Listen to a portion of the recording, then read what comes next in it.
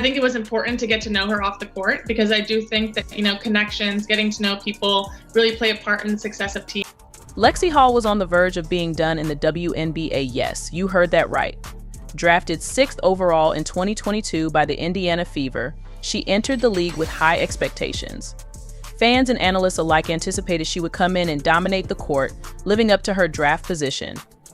However, her journey in the league took an unexpected turn. In the previous interview, you talked about struggling throughout the season. So what changed and how are you able to turn the page so that the end of the season went a lot better?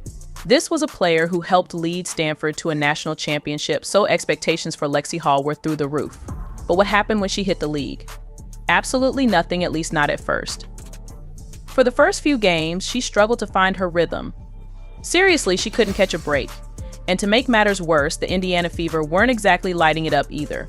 At one point, they were sitting at a disappointing 1-18 record. Bad vibes were everywhere, both for Hall and the team. So you have basketball in your genes. Your grandfather played basketball, your dad, and you have a twin sister who you played basketball with growing up. What was it like growing up in that family dynamic?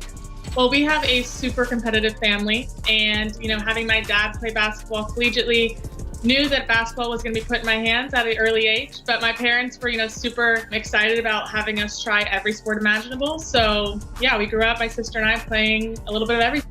Lexie Hull couldn't find her rhythm in the league. She wasn't getting enough minutes and wasn't playing as much as players like Katie Lou Samuelson or Christy Wallace.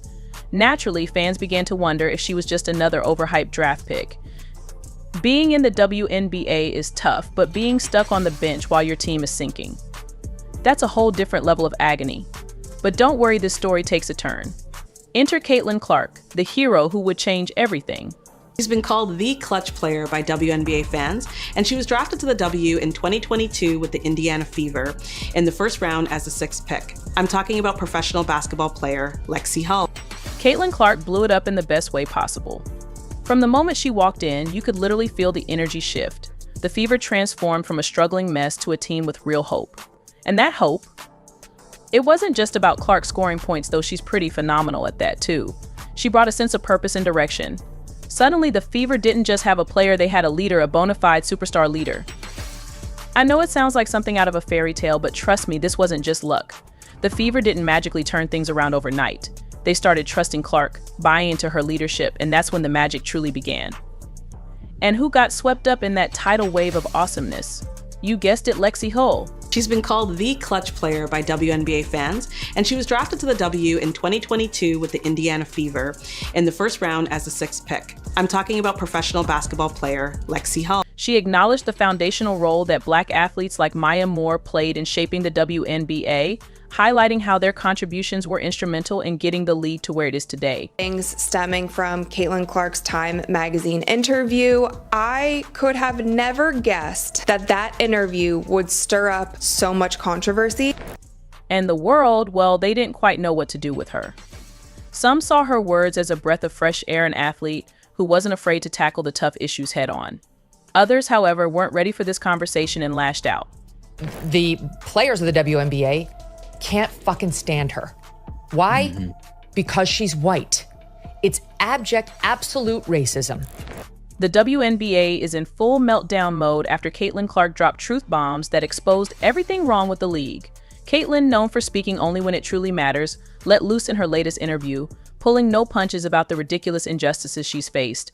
From the unchecked physicality on the court to the blatant neglect by the league, she didn't hold back. Her raw honesty has shone a light on the issues that have been swept under the rug for far too long. She admitted it here that it was so much harder going to the WNBA, but also that she was able to rise to the occasion and become a better player.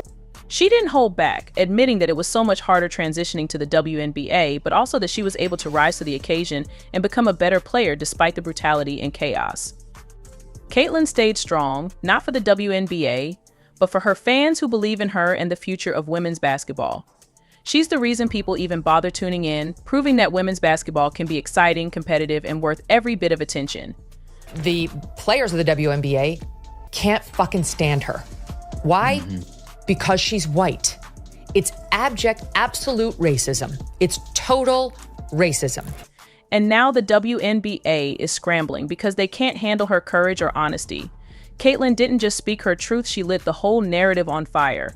Her words have exposed the cracks in the system, and now the league is forced to face the reality they've tried to ignore for so long.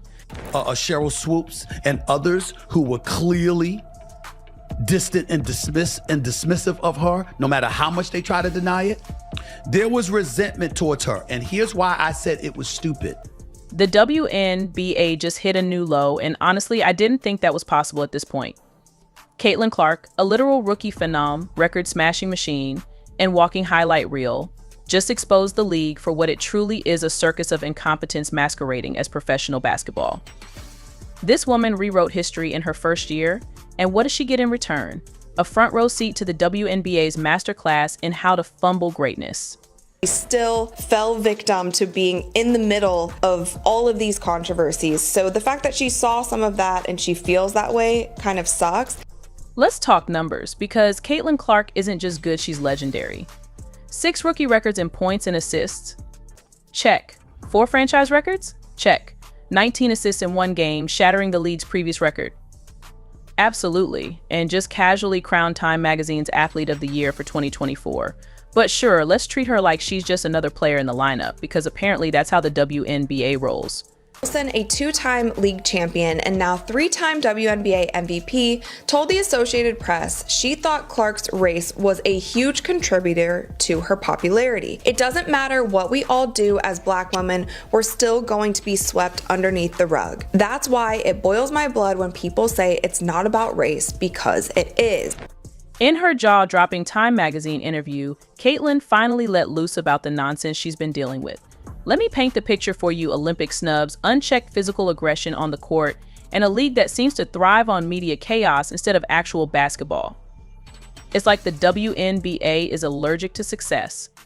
Instead of protecting and promoting their rising stars, they're out here handing them Target practice jerseys and saying good luck. Creating a more balanced roster that could develop into a cohesive team capable of competing on all fronts without relying too heavily on any single player.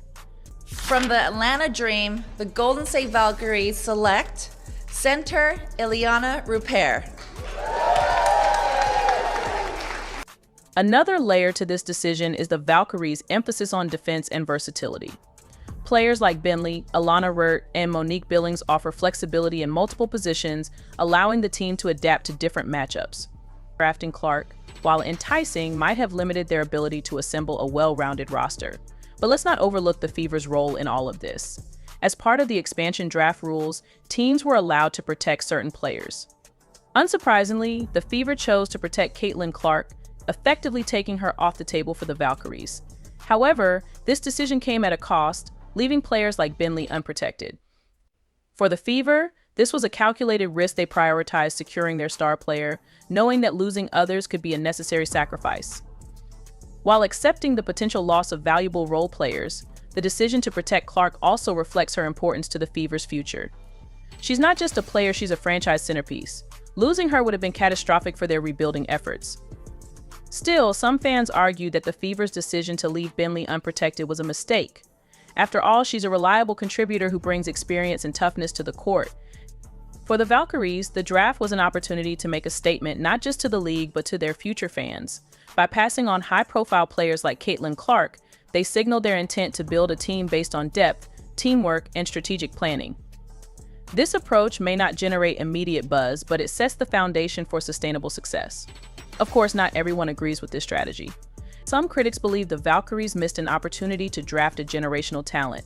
Caitlin Clark's ability to draw fans and elevate her teammates makes her a rare commodity in the WNBA.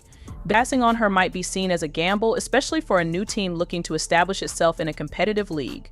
Still, there's a case to be made for the Valkyries' decision. Building a successful franchise takes time and careful planning. While star players like Caitlin Clark can be game changers, they also come with challenges both on and off the court. For the Valkyries, the expansion draft wasn't just about acquiring talent, it was about laying the groundwork for a team that can compete at the highest level. What's next? As the Valkyries prepare for their inaugural season, all eyes will be on their roster. Will their strategic approach pay off, or will they regret passing on players like Caitlin Clark? Her team was facing struggles of its own. The Indiana Fever's journey was about to take an unexpected turn, one that would test Clark's resolve and shape the future of the franchise. Now, obviously, I don't think Caitlin Clark had anything to do with Christy Sides firing. I think Christy Sides' inability to coach basketball had everything to do with her firing, and I mean that. I think the reason why Christy Sides got fired is because she's not a very good basketball coach. And I think that if you put in any sort of competent basketball mind, you can tell she's not a very... You don't know how to use Caitlin Clark's strengths. You don't know how to play to her weaknesses. You don't know how to draw up a simple out-of-bounds play. You don't know how to calm down muddy waters. You don't know how to call a timeout and relax everybody's emotions. You don't know how to talk to the referees. All you know how to do is wave your arms and defensive slide on the sidelines. And Christy Sides, I'm tired of seeing it every single... The answer might not come immediately, but one thing is certain: this decision will be scrutinized. The Valkyries' decision to pass on Caitlin Clark, while their choice might seem baffling on the surface, is essential to understand within the bigger picture. How does this decision impact the future of the Valkyries and Caitlin Clark's role with the Indiana Fever? First, let's revisit the idea of building a team from scratch. When you're starting a new franchise, there's an undeniable pressure to make a splash. A player like Caitlin Clark would have undoubtedly grabbed headlines and put fans in seats. However, a franchise's success isn't measured by hype alone. It's about winning games and developing a sustainable culture. The Valkyries seem to have prioritized balance over star power. One aspect of this decision revolves around Caitlin Clark's fit within a brand new system. Clark is known for her dynamic, high-energy style of play. She's a high-usage player who thrives in systems designed to showcase her individual talents. However, for a new team like the Valkyries, drafting a player of Clark's caliber could have led to a lopsided roster. The team might have been tempted to build entirely around her, potentially sacrificing depth and versatility in the process. On the flip side, there's no denying the risks involved in bypassing a star like Clark. Historically, teams that secure elite talent in their early years often set themselves up for long-term success. Clark's ability to draw double teams, stretch defenses, and control the pace of a game makes her a generational talent.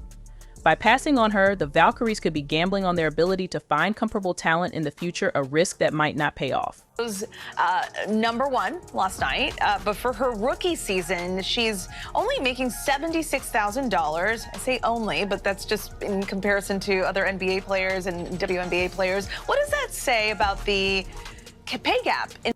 Let's also talk about the role of protected players in the expansion draft. As mentioned earlier, the Indiana Fever protected Caitlin Clark, ensuring she wouldn't be available for selection. This move was a no-brainer for the Fever. Clark is not just a key player for their team. I make her a key asset for any team, especially one looking to build a solid foundation.